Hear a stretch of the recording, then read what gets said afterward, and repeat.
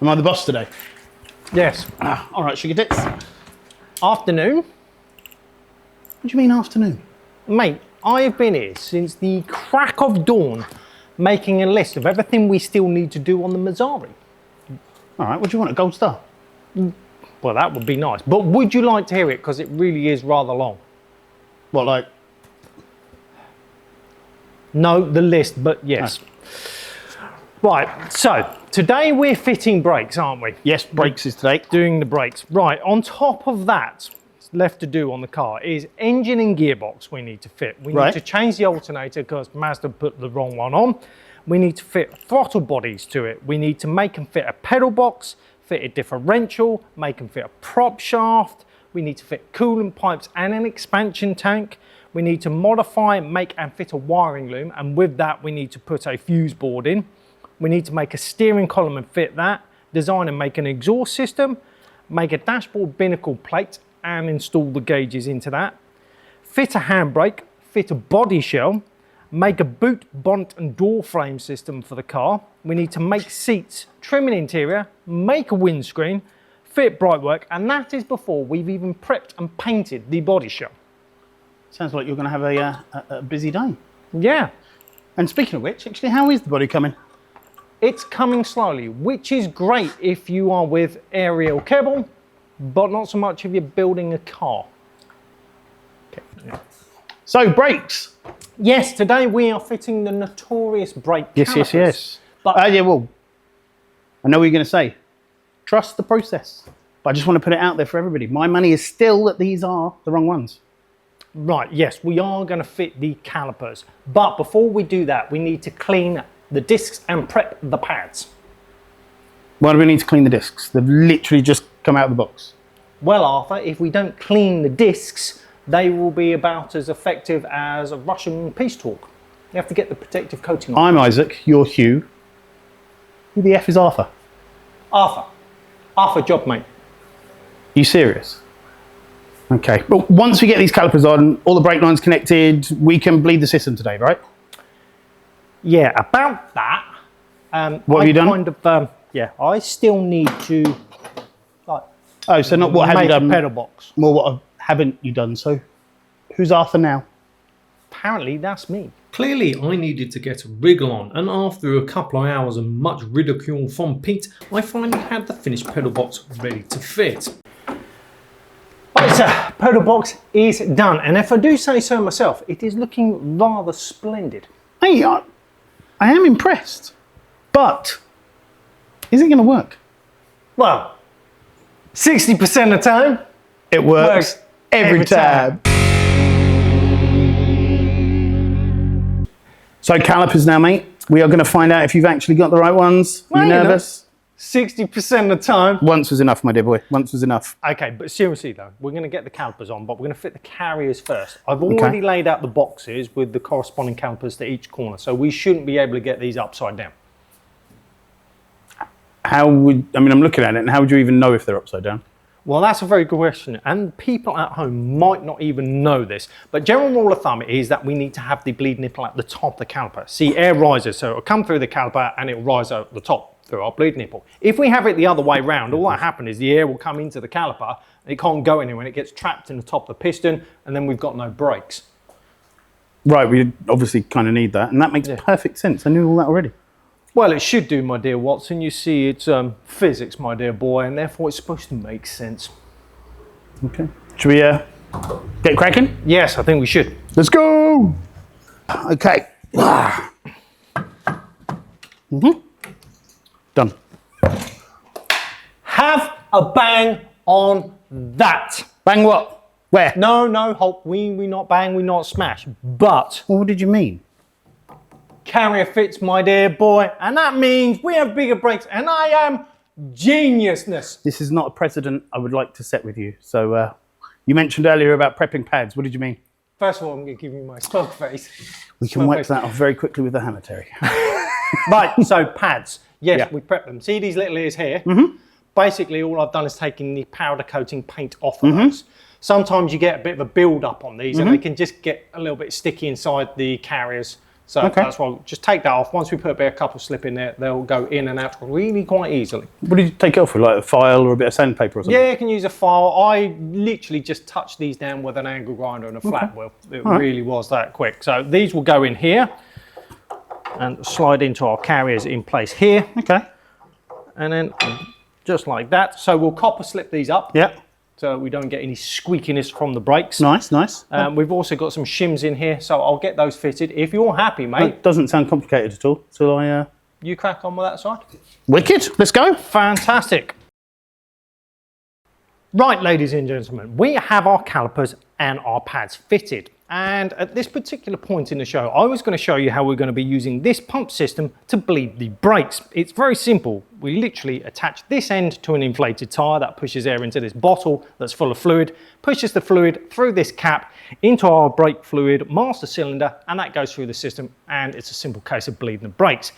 However, there is a bit of a problem because this cap doesn't fit our brake fluid reservoir. So we're going to go back to the old school way of doing things, and that's where you grab a local Hulk or a Neanderthal off the street and get them to pump the brake pedal whilst I open and shut the valve on the various calipers. Who are you calling a Neanderthal? Oh no, I was referring to you as a Hulk, mate. That works, Strongest that works. Avenger. Perfectly acceptable, let's go. So that's what we're going to do. So we will get on with that now. Hold her down, sir.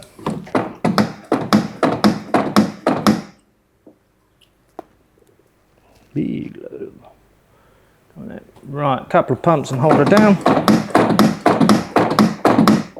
After about half an hour of Pete pumping vigorously away at the brake pedal, we had our brake calipers bled. Couple of pumps, hold it down, please, sir.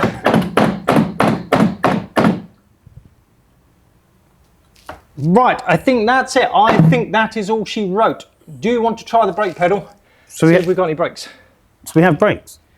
I sincerely hope so. How's that feel? Very stiff. I like that. Yep. No, that feels good. Fantastic. Right. Do you want to? Final check. Yeah. I'm going to put the wheels back on. Okay.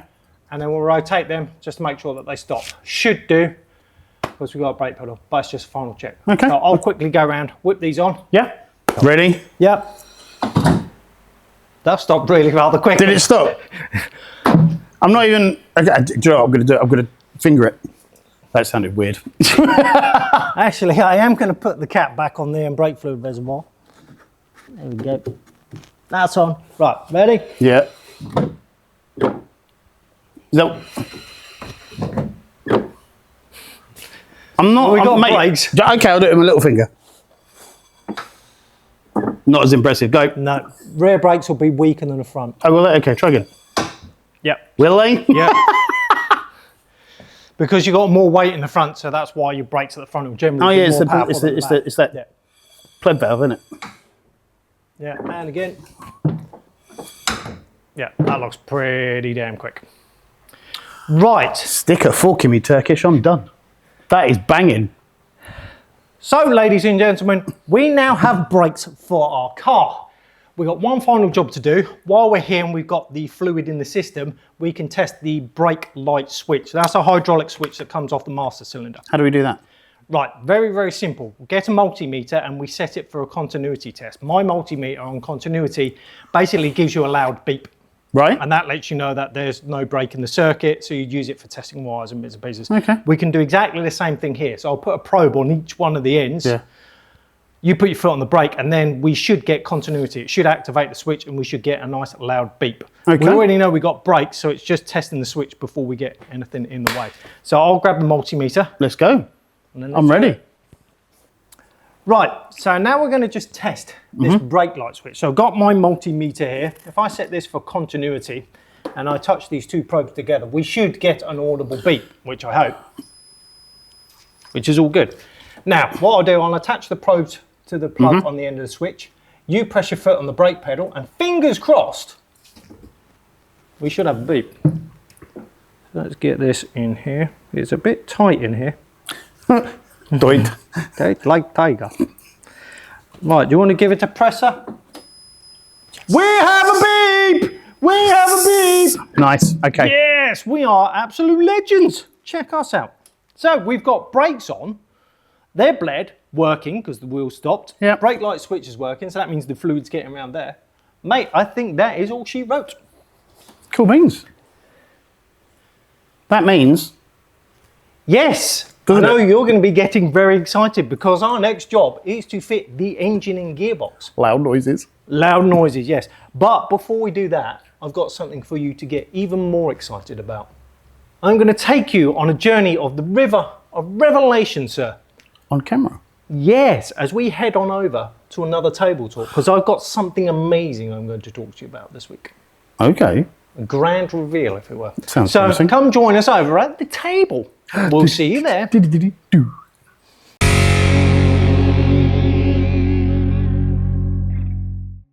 Okay, so we've covered quite a few things and the topics in the table talk. We have, and I've learned some cool stuff. Brilliant. But I thought I'd do something a little bit different. So I have delved into the archives to come up with something a bit special.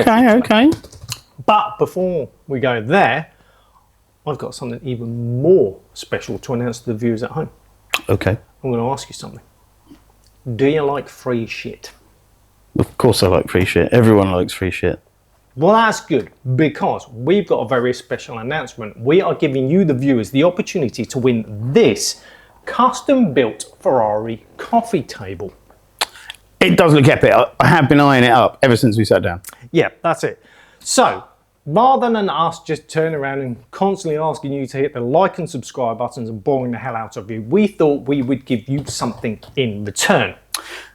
So we want to hit 1,000 subscribers. So in order for you guys to be in with a chance to win this 500 quid coffee table, all you have to do is subscribe to the channel. That's it. That's all we're asking you to do. No expensive text messages, no premium rate phone lines. You've just literally got to hit the subscribe button at the end of this video, or any of our other videos on the channel for that matter, and hit the subscribe. And then once we get to 1,000 viewers, we will do a random draw, and one of you lucky people will get this coffee table free of charge. Well, 999, because I can enter, right? Yeah, no. Well, that fucking sucks. Yeah, it does suck. So, don't forget, if you want to win the coffee table, hit the subscribe button at the end of this video, because Pete definitely isn't going to get it. That's mean. Yeah, it is. Actually, if we don't hit 1,000 subscribers, he'll probably steal it. Definitely. Anyway, so on with the show. What have you got to show me today? Right, so you know those weird cars that you see on the road? You kind of drive around Lots. and you spot one and go, ooh, yeah, I remember that, but I don't know where from. And just, yeah, you go, where the hell's that from? What is Mazda it? 323s. Yeah. Yes. Stuff like that. Yeah. Yeah. Well, I've found one. I call it Volvo's forgotten sports car. Volvo didn't make sports cars. Yeah, they did. They But make everybody skips. at home, they'll be probably thinking that I mean the P1800, and I'm not talking about that. If I give you a bit of a clue, as far as I'm aware, it is the only car Volvo have ever produced that's got pop-up headlights. Still nothing, no kidding. Right, here we go. Technical difficulties. Technical difficulties. This is it. It's called the Volvo 480 ES. Posturing. Yeah. I like. Why does that look so familiar? Well, I suppose that's the whole point. That's the whole point, right. isn't Okay. it? So you look at it and go, right. Show me. So here's a few, but there's the pop-up headlights. These That are looks like the daytime Integra, lights. because the Honda Integra had those. Yeah. Celicas and Yeah. Tegras. They did, yes. They did. Full glass back panel. Didn't have a Yeah. boot. It had glass that Yeah. opened up like a Defenders, like the 90s Yeah, yeah, Defenders. Yeah. Oh, I remember. Yeah. another picture Yes, of the I remember front. these. Here's another one. Yeah, that's the back panel that you're talking about. So Yep. what Volvo did, because they were building kind of saloon cars and a lot of estate cars at the time, they basically decided, if we're going to build a sports car, it needs to be an estate. Mm-hmm. I like that. I like that. A two-seater estate. No, it's four-seaters. Oh, so wow. It's a kind of a 2+2. I don't know why they didn't give it the normal layout. I like this. five This seaters. looks cool. Yeah. So I'm going to give you a few facts and figures on the old Volvo here. Right, so Volvo 480. Launched in 1985. I was 3. Oh, young Jesus. pup. Right. Okay. And I didn't know this, but believe it or not, this is the first front-wheel drive Volvo. Yeah. All the kids used to buy the 300s and turn them into like 340s, 360s. Yeah. They used to turn them into drift skips. Yeah, the ones that were literally made out of a skip. Yeah. Because you could drive through a tree and nothing would happen to the car. Like banger racers, they're banging. Yeah, they were the best banger racer. The Volvo 300 series in a bang race. Everybody else just parks up and goes, no point. Yep, Absolute point. If I hit that, my car's going to fall to pieces. Walking into a ring with Mike Tyson. No, thank you. Yeah. Right, so they did a 1.7. Yeah. Yep. They did the turbo. We saw one there with the turbo on the back of it. And then in 1992, they did a 2-litre four-cylinder. Okay, wicked. 2-litre. And I'm going to give you some performance figures and bits and pieces. And it's really, really quite weird. Okay. So the standard 1.7 had 109 brake horsepower. Right, yeah, sounds about right. Yeah, the 80s, yeah. 0 to 60 in 9.5 seconds. That's not bad. Yeah, and a top speed of 118 miles per hour. That's good for an 80s not top spec car. And then once they added the turbo to it, Well, you there went you up go. to 122 brake horsepower. You like that? Yes. 0 to yes. 60 dropped down to 8.9 seconds. Still respectable. It is a shed. It's a big, heavy And car. 124 miles per hour. Okay. So How long did it take to brake from 124 to I don't know. not a road long enough? Probably not. No, Yeah. it's a very heavy car. Yeah. But here's the thing. They then go in 1992 to a 2-litre. Well, here we go. Yeah. Yeah, Come on. now when we're talking. Brake horsepower drops down to 110. 0 to 60 increases to 9.3 seconds. And the top speed drops by 5 miles per hour down to 119. So we had an extra 300 cc's and it got slower than the 1.7. Yeah, than the 1.7 turbo. And there is a reason for that. Because the 2-litre engine that they put in it was built by Renault. Here we go. Right, okay, so it was surrendering to the wind like everything else. Yeah, so they put a Okay. Renault engine and made the car slower. Nice. Right, but actually, jokes aside, these were pretty epic cars. I mean, the handling of them, I remember the press at the time absolutely raved about the handling. I like that, yeah. And I got to be honest, I would put it up against the 205 GTI. Oh, piss off. No way. No, seriously, mate, I owned one of these and you could just literally go round corners like a go-kart because it was so low. I mean, it is literally about 8 inches lower than a 205. It's really, really sleek. No way. I had a 205 GTI. Mate, this thing, and that was the weird thing. It was a bit of a sleeper. It was great. It was low on insurance because it was like, well, Volvo sports cars don't really. I think the insurance companies just go, can't compute. Okay, right. No, all Volvos are so there.